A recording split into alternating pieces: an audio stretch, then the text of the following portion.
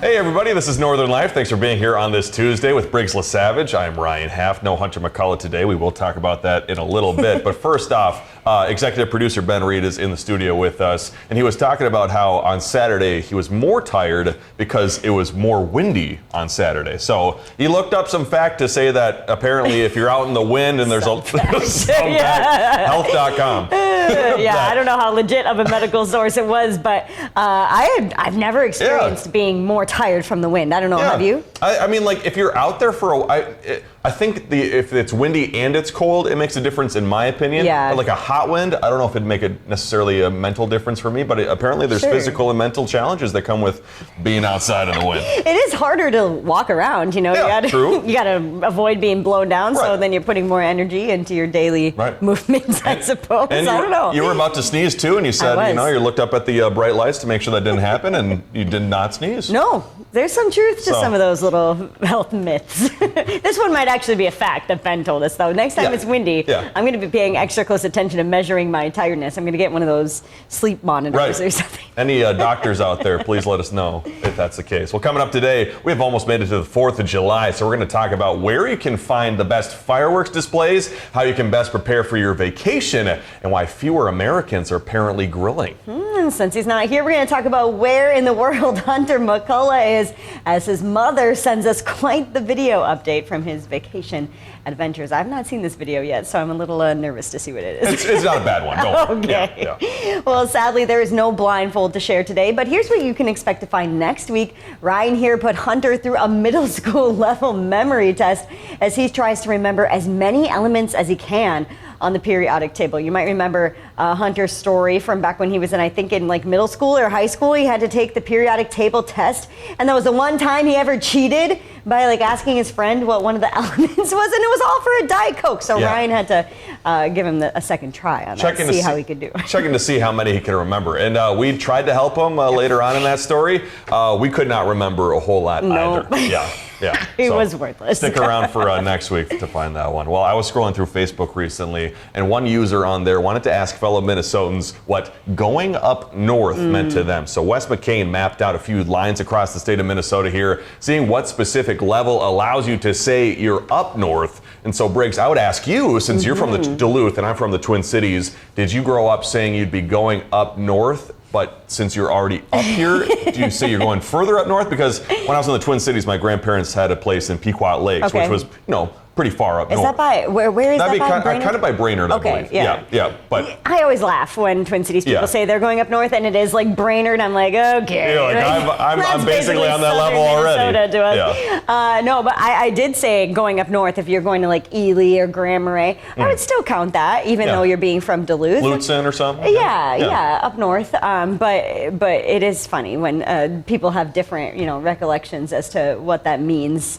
for them. So what would you say now, being from the cities, would you say you're going back up north to Duluth? I do say that now. Okay. Yeah, well, that counts. That works. Yeah, because it's 2.5 hours. Yeah, but I suppose like Twin Cities to, let's say, like International Falls, I'd say you're going really way up north. Yeah, the furthest north you get. Possibly. Canada, almost Canada. But it was just funny to see, because you're from Duluth, or like Hunter, for example, from around Two Harbors, to see what the difference is in the ideology. Yeah, we'll have to ask Hunter when he's back, because I'm sure he has his own variation of up north as well. Well, as many families get ready to host family for the 4th of July, an article by Huffington Post wanted to find out, is it rude to ask a guest to take their shoes off? It's apparently an issue at the center of a fiery debate on X in the wake of a New York Times party guide. I want to write party guides for the New York Times. That sounds like quite the job. Good gig, the one side of this argument says hosts shouldn't expect guests to walk around in their socks, while the other side argues that a good guest means respecting the house rules of the house that you're in.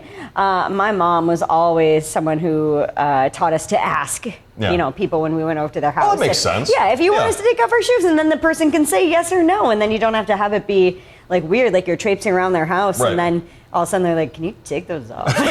I suppose I've never heard of someone saying, like, you must keep on your shoes at someone's house. True. Yeah. I feel like, at least for like when I was growing up, my mom was always cleaning the hardwood floors. So to like bring in dirt onto those hardwood floors, I always felt terrible. Yeah. So like the thought of keeping my shoes on inside someone's house is very weird for me personally. True. Imagine if it was like raining outside and you just wore your shoes around at someone's house. Like that would be weird. And their carpet kind of gets wet or even dirty. And then how embarrassing would that be? That would be worse for me, knowing that I dirtied someone's carpet than wearing my socks around their house. Like that doesn't bother me. I don't know. Yeah, I think people are prepared. I think, I'd much rather have someone's, like, let's just say someone had, bad smelling feet. That's a whole other side of the conversation. That's a whole Please other keep thing. your shoes on. Please, Right, please. yeah, but I'd rather maybe deal with that for a tiny bit as opposed to deal with the dirt that'd be left on your carpet or hardwood floors for the other times.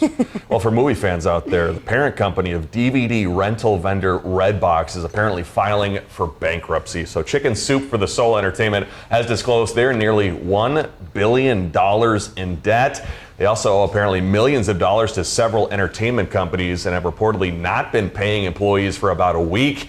And those medical benefits have already been suspended. Yikes. So quite the, Blockbuster really got hit hard by Redbox, and now Redbox really getting hit hard by those streaming companies, which is kind of a wild to see as we grow up. I kind of forgot Redbox was still a thing, and we were out for a shoot the other day, and I saw one. I noticed it in the place we were at, and I was people are still renting DVDs and then going through the trouble to actually return said DVD, and on time too. I can't imagine doing something like that these days. I'd have to just watch it on Netflix. I don't want to worry about late fees for returning. It's so easy to just grab your remote and click on a movie now, as opposed to going to the store and getting it, coming back, and having to remember to return it. Do they put new movies in Redbox that are recently released from the store? They're pretty new. They're pretty new. Give it a shot. Coming up, we'll talk about Hunter's travels, Briggs' fun times with Harry, and my weekend in Eau Claire. We'll be right back.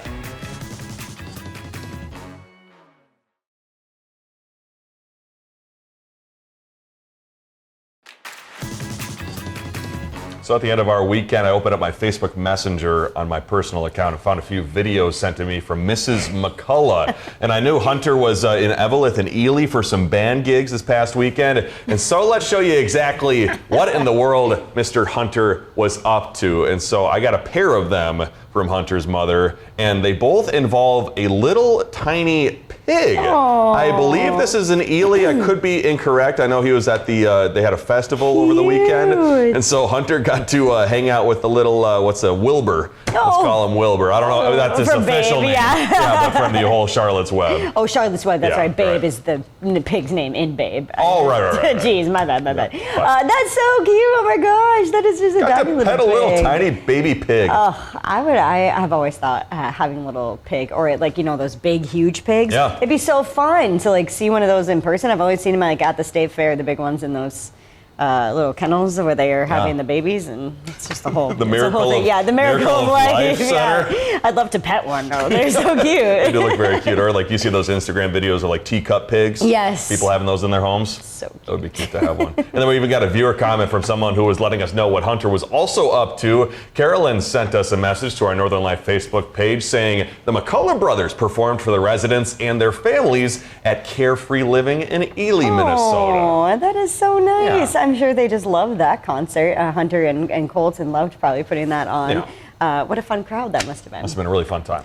And Ryan, you got to take a little weekend vacation. Eau Claire, how did it go? I did. Eau Claire, Wisconsin. Big shout out to you. Also only 2.5 hours away, so if you need someplace to go for just a weekend, I would definitely recommend Eau Claire. It's got a little Duluth vibe to it. It's got the river running through town. But I got to go to the Leinenkugels Brewery in Chippewa Falls, Wisconsin. I've been there once before, but actually got to go on the full tour this time around. And so they've been there for, oh my gosh, how many ever years doing this thing. And they're currently owned, I believe, by Milson Coors, so they do about 40% of the actual Leinenkugels brewing at their Chippewa Falls location. Also found this statue of a dog in the park, and so you said that got that dog in me, so I had to go say hi to the dog. But I would highly recommend going to Leinenkugels because they have beers at the Leinie's Lodge there that are not available anywhere else. And so we got to have things like the orange shandy. There's a lime beer that they're testing out there that might go into production soon. They're like grapefruit shandy and like the juicy peach, which they already have in production, also super good. So Oh, it was kind of yeah. fun to see all those families out and about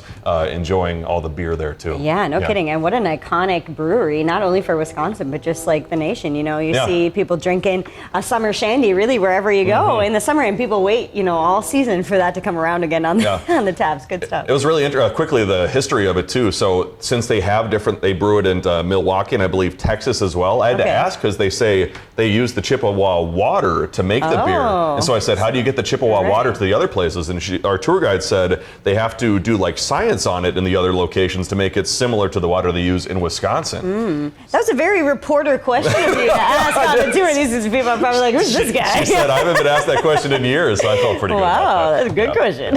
And so when we do these weekend photos with all of us, I'm always excited because I know 9 times out of 10 there will be some Harry LaSavage pictures to share. Oh, I know, right?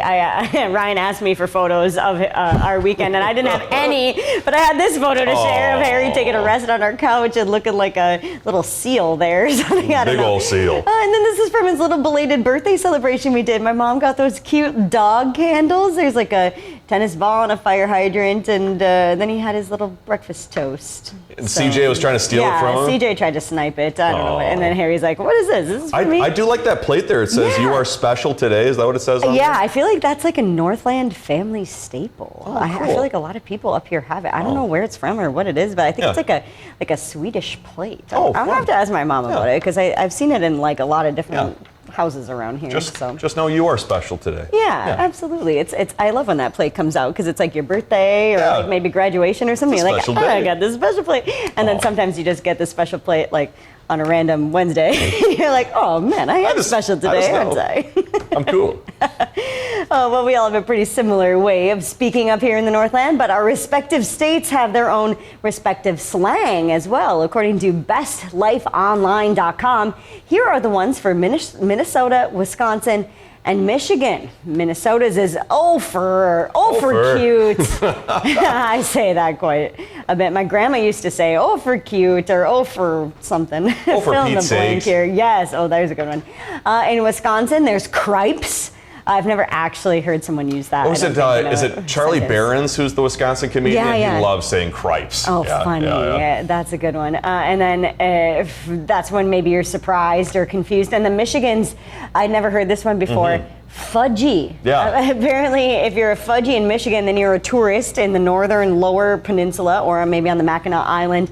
And this name derives from tourists spending most of their time in popular fudge shops. So found in the area, you fudgy. seems like a common slang term, but probably not the nicest term to be called. Right. It seems like there's not a whole lot of love for the tourists who are visiting the fudge shops of the lower peninsula. I think I'd be offended by that. Yeah, they're like, oh darn, I got called a fudgy again today. Tough. When we come back, we're going to give you a few talking points and reminders for your 4th of July celebrations. We'll be right back here on Northern Life.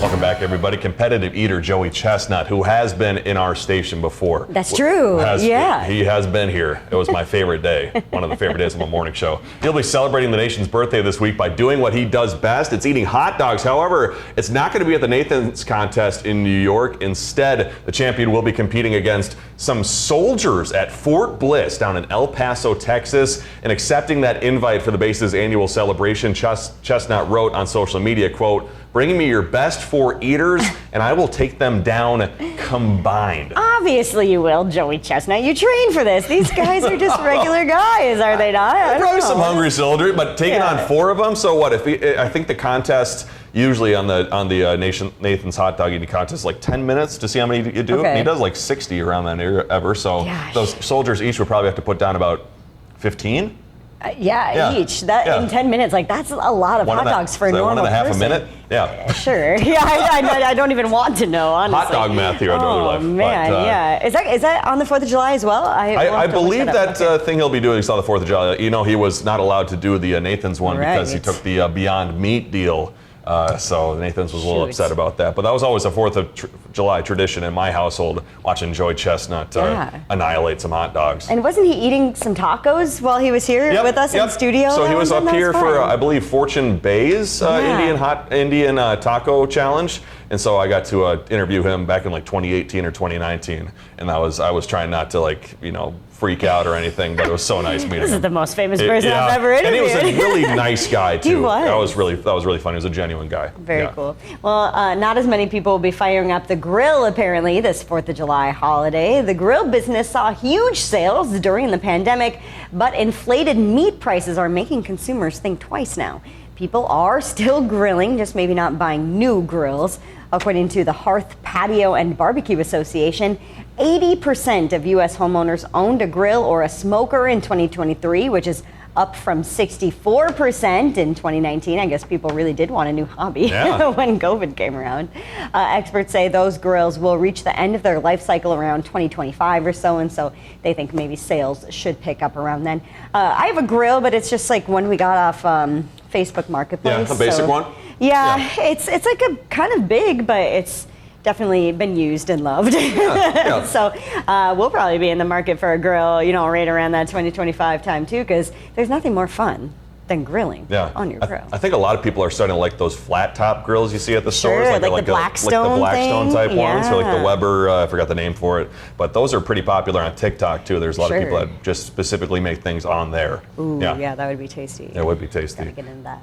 If you're looking for the perfect spot to watch fireworks on Thursday, the Explore Minnesota website is here to help you. They have a full list on their website of cities lighting up the night sky with a number in our area, including places like Aurora, Baudette, Duluth, Ely, Eveleth, Moose Lake, and Tofty. Once again, you can find that info and list at exploreminnesota.com. So fun. I love going to Fourth Fest here in Duluth. We went last year and it was so fun having the music, and then we didn't stay for the fireworks because I had to work super early the next day, so I was like, we'll just go home and listen to the music. But it was a great time. So many people too, and my grandma used to live on Park Point, so we used to watch the fireworks from there too. Another great spot. Yeah, where do you normally watch anyway? My grandpa used to work for the Parks Department in St. Louis Park down in the Twin Cities, and so we'd watch in their beautiful park, and they have this huge hillside that everybody would sit in with their blankets. It was really fun. Awesome. Well, after the break, a Minnesota baby has quite the story to share when they get older. We'll be right back.